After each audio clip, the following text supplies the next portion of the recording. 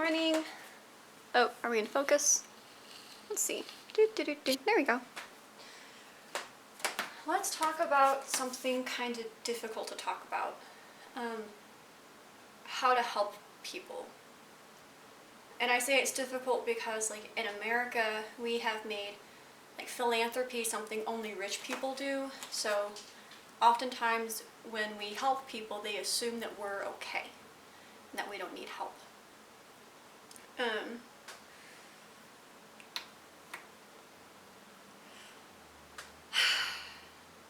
When in reality, it's mostly people who are struggling who are helping people, like, in a way that truly makes a difference. An impactful way, not just slapping a band-aid on, but, like, actually trying to fix the problem at hand. Mostly systemic. Philanthropy is just like, oh, look at how good I am, and look at how much I care about the lesser people, but, like, to help people, we have to actually fix systems, and we can't help other people if we aren't okay. And, like, I mean, that's hard, right? Everybody's not okay right now. Everybody's struggling. Some people are struggling more than others, and some people are aware of the struggles of others more than other people. But how do you know if you're in a place to help people? How do you know if you are okay enough to help others?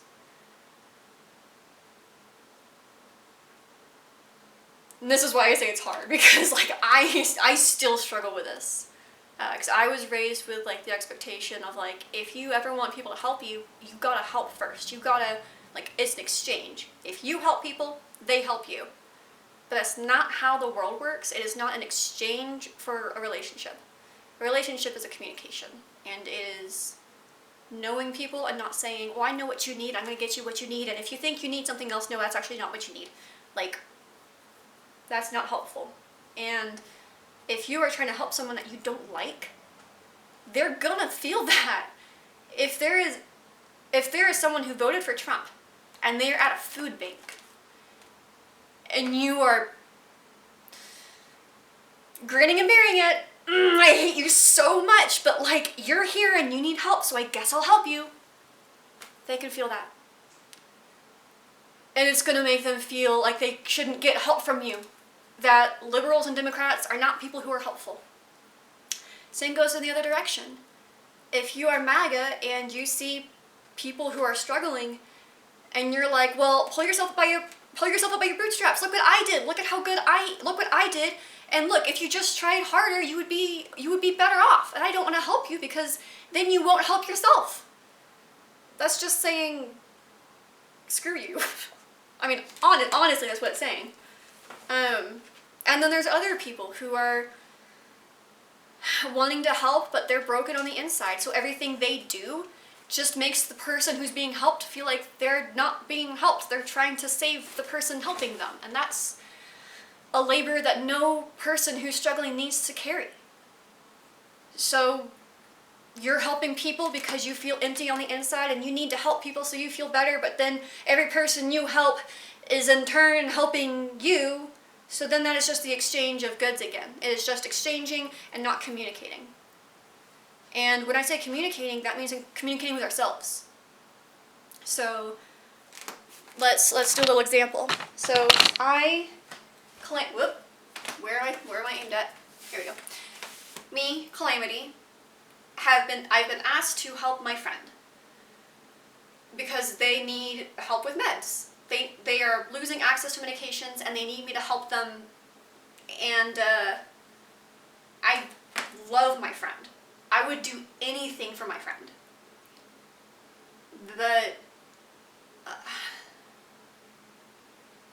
Like, I have to take into account, do I have glasses? Is it legal for me to drive? No, so I can't drive and get her meds. Do I try and call people? Who do I call? Everybody's desperate right now. And then you start to get into this hole of, I just can't do anything, I'm just not helpful, I'm useless. And your friend is gonna hear that. They're gonna hear, there's nothing I can do, I feel so hopeless, I don't know what I can do, I wanna help you, but there's like, I don't know what options there are. And if you give them options that they've already tried, it's just gonna piss them off and feel like there's really no one listening. And then that makes them feel like they can't reach out to you for help. Or let's say this friend did something really bad, and I'm like, I understand you're struggling, but like, I'm mad at you, I'm mad at what you did, I'm upset. But I'll help you. What is that other person supposed to say? Like, I'm so sorry that I hurt you. Please, I'm begging you for food and shelter. I'm begging you. I'm so sorry, I'm a horrible person. Like, that is not communication. That is authoritarian. That's saying, you did bad. I'll take care of you no matter what. But you are problematic. That's not helping anybody either. And like, again, I'm not speaking from my high horse as someone who's good at this. I struggle with communication with everybody I know. Animals, I understand. Nature, I understand. People, I empathize and I hear their stories and I hear what they're going through and I want to help, but whenever I voice my needs,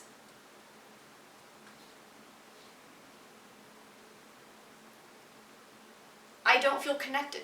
I don't feel connected to the communities. And that's another thing is there's a lot of disabled people who are struggling right now, and they are being treated poorly because of able-bodied people not having to Benno.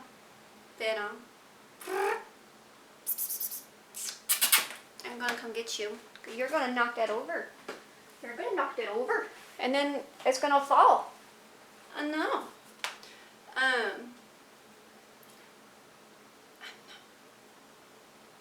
It's a sweet Benno boy. Benny Bentos. Yeah.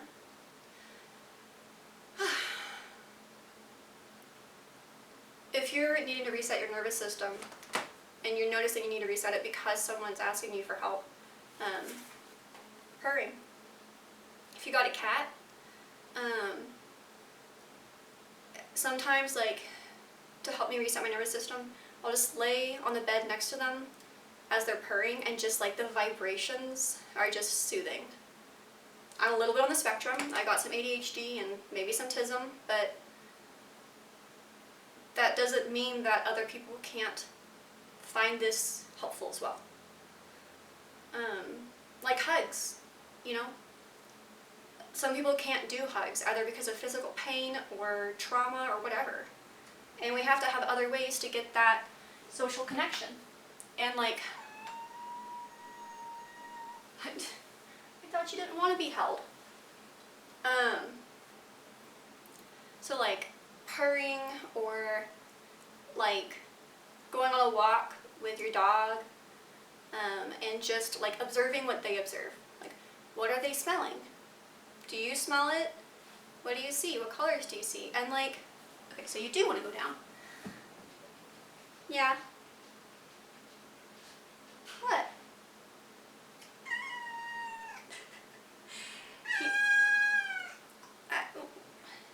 It's not dinner time yet. Is that what you want? You want snuggles?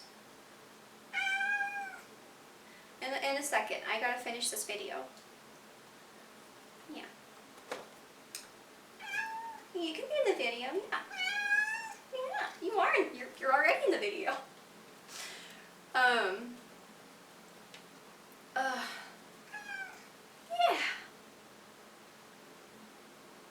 Recentering yourself. Nature is great. Going out. Yeah. You know, seeing the colors of fall, smelling the air, feeling the temperature changes. Going out barefoot. Like, did it fall? Yeah. That's okay. Ugh. And that's actually a good example of like, if I'm not regulated and you know, my cat knocked things over, I might have gone, oh my gosh, what? Why'd you makes things so much more complicated. That makes things more stressful. And like, that's why we gotta stay calm. Not gray rocking calm. Not, I feel nothing. There's nothing here. Monotone. Nothing. Nothing. Nothing. Not gray rocking, but like a little kid, you know? I've been trying to learn how to I've been trying to create a gentle parenting for pets, kind of like Temple Grandin's livestock, gentle understanding of them. I try to, when they make a mistake, you know, they're kids. Like, what? Are they supposed to be fully functioning like me? When I don't fully function all the time? That's not fair to put it on them. So when they make a mistake, it's, okay, we made a mistake, we'll clean it up, we'll fix it up, and everything's gonna be okay. In the end, everything will be okay. Even if it doesn't feel okay right now, it will feel okay again. You can do a little EMDR, a little tapping, a little shoulder tapping. The 1, 2, 3, 4 breaths. So you go in, 1, 2, 3, 4. I call it square dancing, because it's breathing, because I'm country. 1, 2, 3, 4. Hold. 1, 2, 3, 4. Breathe out through your mouth. 1, 2, 3, 4. Hold. 1, 2, 3, 4. Breathe in through your mouth. 1, 2, 3, 4. 1, 2, 3, 4. 1, 2, 3, 4. 1, 2, 3, 4. Whoop! And stretching. So like animals, when they are like feeling okay, when they're shaking and like shaking, when they like do a little shake, that's releasing tension. So if you're feeling really tense, if you're feeling your body all tense and like stretching just hurts, just do a little wiggle. Itty bitty wiggle. Be a little jellyfish. A lot of the videos I make kind of mocking Trump are also me using things I do actually use every day to take care of myself or used to help take care of my grandmother. There's also, I use a lot of the hateful things I've heard over the years that were towards her or to me as well, because I know Trump's not being taken care of well. I do have empathy for that. But I also don't, it's not an empathy where I'm like, well, I want to help him. It's more of an empathy of, I feel bad. I feel bad that you're not getting the care you need. And that you're around people who don't take care of you in a good way. But you're also in this position because you have put yourself in this position. And that goes back to if you're mad at someone, and you're like, well, you're in this because you got me here. There's nothing I can do. I'm mad at you. You hurt people. You're horrible. But I'll help you. Like, that just makes the situation just crumble even more. You're telling the other person they're worthless, they're crap, they're not good. But you're good, and you'll always be the one who steps up and does the right thing.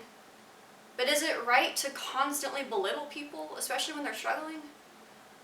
And again, like, I struggle with emotional regulation. I'm much better than I used to be, but I will always struggle most likely. Like, brains are clay, but trauma goes deep. My body is really messed up from it, and it takes a lot of time to fix that. It takes getting away from stressful stuff, and I can't really do that right now. Financially, but also literally can't drive. I am working on making some new frames, but like, my hands are pretty much crap at this point.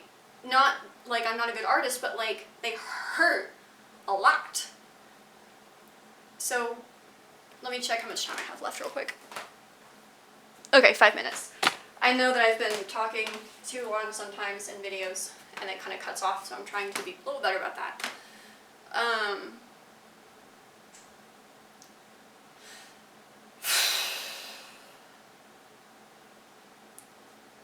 Helping people can be incredibly healing, and it's wonderful. But it can break you if you're not okay. I worked in a kitten shelter, a neonatal kitten shelter, and I was never perfectly emotionally regulated. It didn't come out at the cats, but it came out on people who were, it came out on people I was angry, and I wasn't getting the help I needed, and I was exhausted, as well as the other people who were helping me, and I burnt out November 3rd of 2023.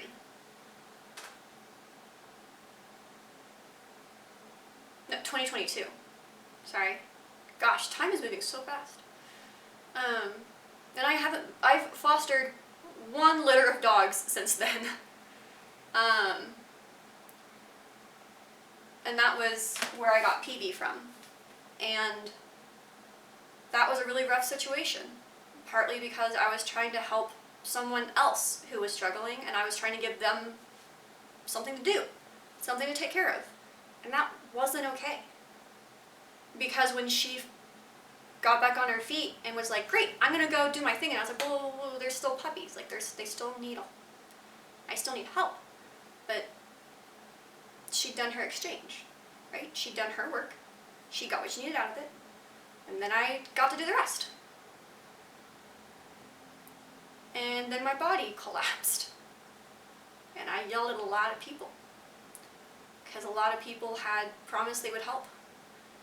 And ended up causing more pain because they did not understand the situation. So if you don't understand the situation, don't put your opinions and your beliefs on someone.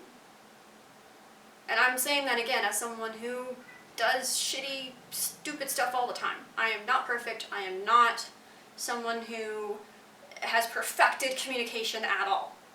I'm an artist who has had to learn who I am through my art. And I'm still learning.